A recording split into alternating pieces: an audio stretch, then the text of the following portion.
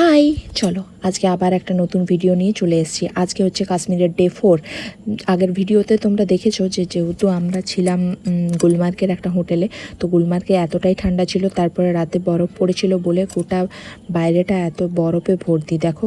আর এতটাই ঠান্ডা লাগছিল যে সকাল সকাল আমাদের বেরোতে প্রচুর কষ্ট হচ্ছিল। তাও যেহেতু আমাদেরকে সকাল সকাল বেরোতে হতো, কারণ আমাদের গোন্ডোলা বুক করা ছিল, বাড়ি থেকে আমরা বুক করেই গিয়েছিলাম অলরেডি অনলাইনে, তার জন্য আমাদেরকে জলদি সকালে বেরোতে হতো। আর বেরিয়ে দেখো এত ভিড়, এত লাইন, বাবারে লাইনের জন্য আমরা অস্থির হয়ে গেছিলাম। তো এইরকমভাবে এক একটা গোন্ডোলা আসছিল আর সবাই বসে যাচ্ছিল। আর তারপর ফেজ 1, আর ফেজ 1 থেকে আবার গোন্ডোলা ধরে ফেজ 2। তো আমরা প্রথমে ফেজ 1 যাচ্ছিলাম, তো ফেজ 1-এর জন্য আমরা প্রচুর লাইনের পর পেলাম। তো গোন্ডোলাগুলো আবার কি হচ্ছিল, মাঝ রাস্তায় রাস্তায় একবার করে দাঁড়িয়ে যাচ্ছিলো, তো আমাদের প্রচুর ভয়ও লাগছিল ওই জন্য। আর তারপর ওইভাবে পৌঁছে গেলাম আমরা ফেজ 1-এ। তো ফেজ 1 থেকে যেহেতু আমাদের সঙ্গে সঙ্গে ফেজ 2 যাওয়ার ছিল, গোন্ডোলা বুক করা ছিল, ওই জন্য আমরা আবার চেপে গিয়েছিলাম গোন্ডোলাতে। আর তারপর এইরকম রাস্তা দেখতে দেখতে ফেজ 2-তে পৌঁছে গিয়েছিলাম। তবে ফেজ 2টা এতটাই ভালো ছিল যে পুরো বরফ, কিন্তু একটা প্রবলেম হচ্ছিল আমাদের খুব, এই শুধু বরফের জন্য ওইখানে না অক্সিজেন লেভেলটা অনেক কম হয়ে যাচ্ছিল, কারণ আমাদের নিঃশ্বাস নিতে অনেক কষ্ট হচ্ছিল।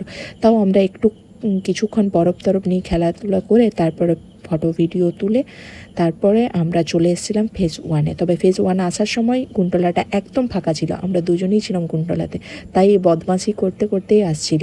ওটা রাস্তা যেন এত বদমাইশি করছিল, প্রচুর বকাবকি করতে করতে এসেছিল। তা ফেজ 1-এ এসে ফেজ 2-তে সেরকম খাবার পাওয়া যাচ্ছিল না বলে ফেজ 1-এ এসে আমরা এখানে ঝালমুড়ি খেয়ে নিয়েছিলাম। আর এই রেস্টুরেন্টটা দেখুন কী না সুন্দর, কিন্তু এই রেস্টুরেন্টটা সেই সময় খোলা ছিল না বলে আমরা ঢুকতে পারিনি। আর ঠান্ডার চোটে আমি এখানে চা খাচ্ছিলাম, বললাম যে ওকে যে প্রচুর ঠান্ডা, তার জন্য চা।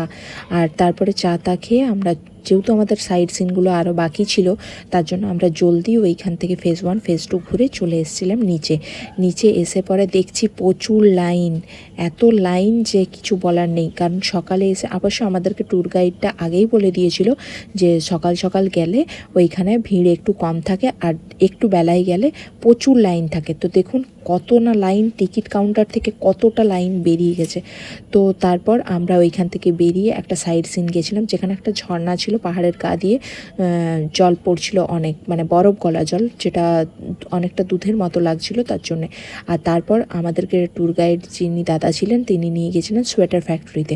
তো সোয়েটার ফ্যাক্টরি গিয়ে পরে আমাদের সেরকমভাবে সোয়েটার ঠিক পছন্দ হয়নি, তবে ভালো ছিল সোয়েটারগুলো। তারপর আমরা চলে গিয়েছিলাম কাশ্মীরের মেন মার্কেটে। তবে মেন মার্কেটে গিয়ে পরে আমাদের খিদে পাওয়ার কারণে আমরা একটা বাঙালি রেস্টুরেন্ট খুঁজে বেড়াচ্ছিলাম। বাঙালি রেস্টুরেন্ট খুঁজতেই ও এখানে খেলো পরোটা আর পনিরের তরকারি, আর আমি খেলাম ম্যাগি। তারপর আমরা এই বাজারটা পুরো ঘুরছিলাম, বাজারের জিনিসগুলো খুব ভালো ছিল, তার জন্য বাড়ির জন্য কিছু কিছু শপিং করে নিয়েছিলাম। তারপর এখানে আমরা আবার কাশ্মীরের কিছু পকোড়া টকোড়া খেয়ে তারপর চলে এসেছিলাম শিকারাতে, যেহেতু আমাদের হাউস বোট বুকিং করা ছিল তার জন্য। আর দেখুন কি সুন্দর না লাগছে হাউস বোটগুলো প্রতিটা দেখতে।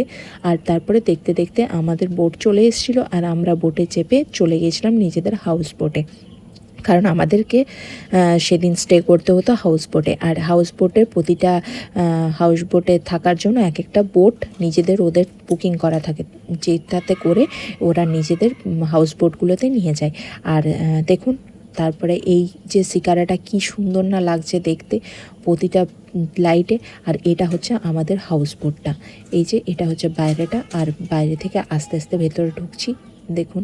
আর ওর এখানে মজা লাগছে, কারণ ব্যাপারটা হচ্ছে এতটাই সুন্দর লাগছিল সিনারিটা দেখতে, যে বাইরেটা মানে প্রচুর জলের মধ্যে বোটগুলো রাখা আছে, সেগুলোতে মানুষজন থাকছে। আর এইটা হচ্ছে আমাদের রুমটাও খুব সুন্দর ছিল। তো আজকের ভিডিওটা এখান পর্যন্তই। ভালো লেগে থাকলে like comment share and subscribe করে দিও। দেখা হচ্ছে পরের ভিডিও। এখনের জন্য বাই বাই।